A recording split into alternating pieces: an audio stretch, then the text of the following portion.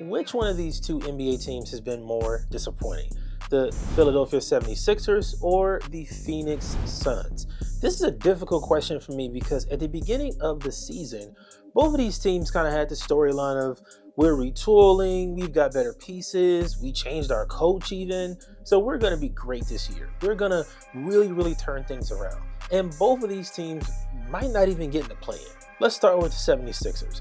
This team is extremely disappointing to me because they've been talking about this process with Joel Embiid for years. Not for a season or two. It's been like 10 seasons now, man. It's just every year we're going to get better, we're going to do better, and the results are the same. And honestly, I would be disappointed if I was a Sixers fan because every year we get hyped up to get let down. And it's consistently, it's pretty much the same way. Joel Embiid going to play for Team USA and winning a gold medal.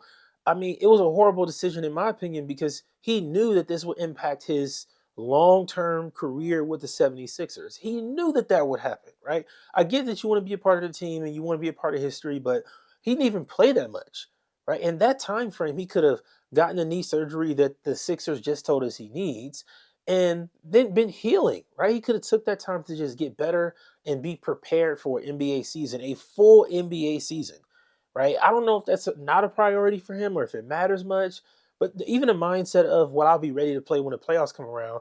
I hate when players say that because you got to perform in the regular season to get to the playoffs, right? If you start off in the season and you're playing terrible and you're not good enough and you fight to get in the play-in, then when you're the eighth, seventh seed, you got to play one or two and you're going to get smacked around.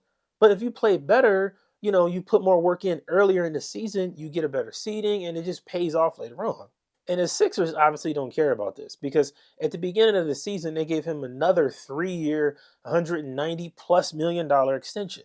Like, why are you giving this guy more money if he's always just consistently hurt? And he's a big man who, like, moves around a lot.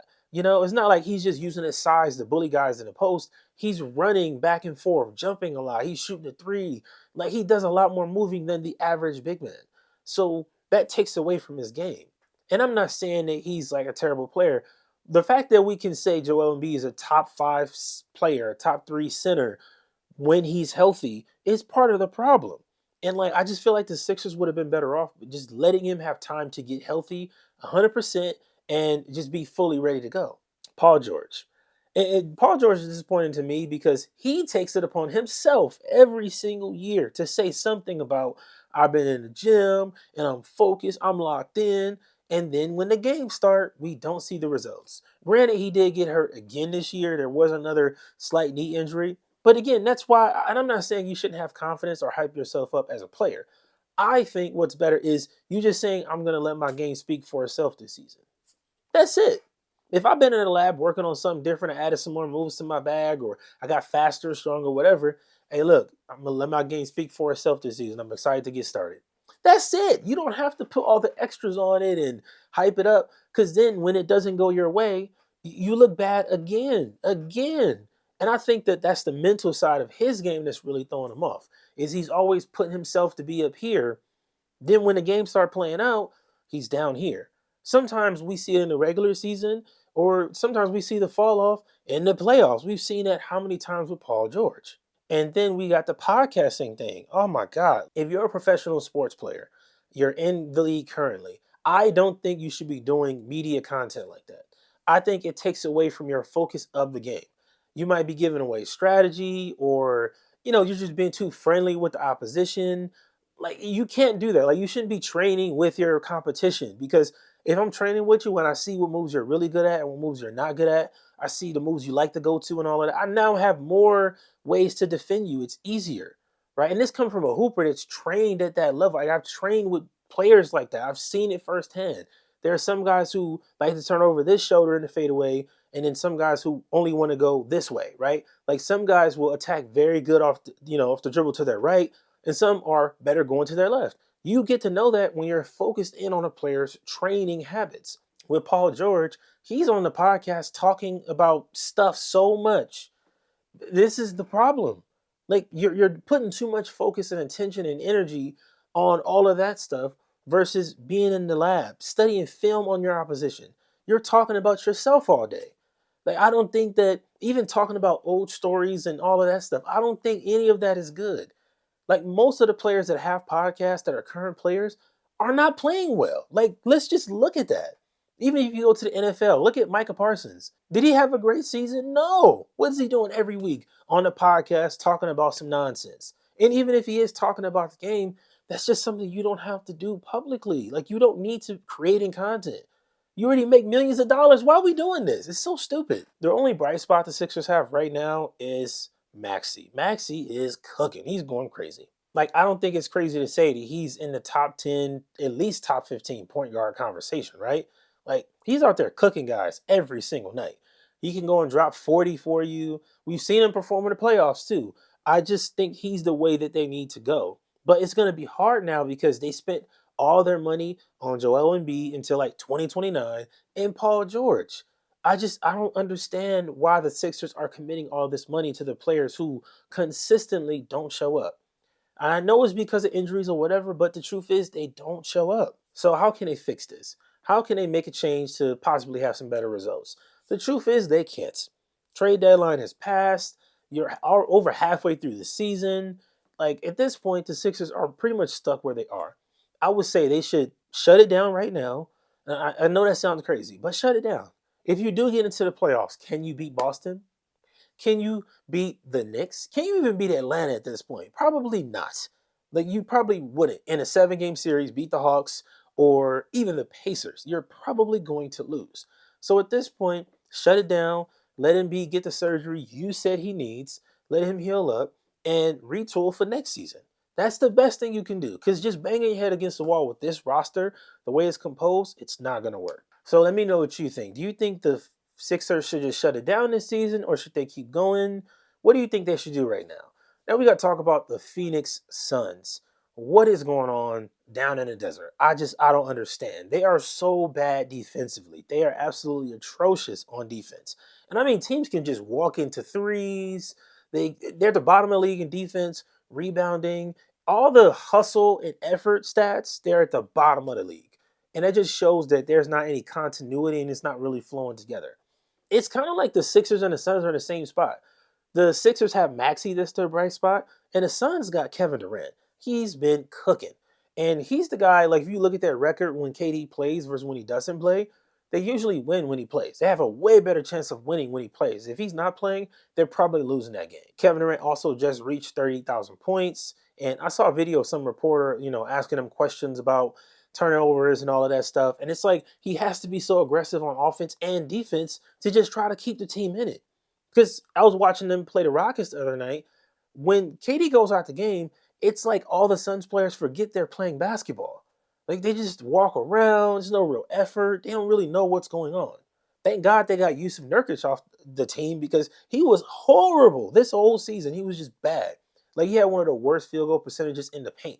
As a big man, that's embarrassing. I think Devin Booker has been good. He's playing his role. His defense from Team USA kind of flowed over into the league. I love that. I love that Booker's playing so good defensively because I think earlier in his career, he was so focused on just scoring that, like, he took, time off on defense. He was just like chilling. He'll let people blow by him. Now that he's later in his career, it seems like he's taking it a lot more serious. And I love that for Booker. Bradley Beal has been atrocious, just horrible. And I think it's kind of a mental thing. Like, Bradley Beal was in Washington for so long with a terrible team where the only expectation of him was to score. Just go get buckets and try to keep us in the game. He didn't really have any expectations of the playoffs because they rarely got there. Even when they did get there, it was like, okay, just make it competitive. There was never really an expectation to win in Washington. Now in Phoenix, he's expected to play harder defense, to try and rebound. Like, you're expecting him to put in a lot more effort. And now that the expectations has kind of risen, he's not rising with it. He's kind of like, all right, I'm going to just have to take a step back. And that's what I've seen from Bradley Beal all season. He's not really trying. And I think them trying so hard to trade him and him saying, no, I'm not going to accept this trade and, move on to another team, that messed with him mentally too. Like, I think we forget about the mental side of basketball a lot, but I think something like that has definitely messed with his mind.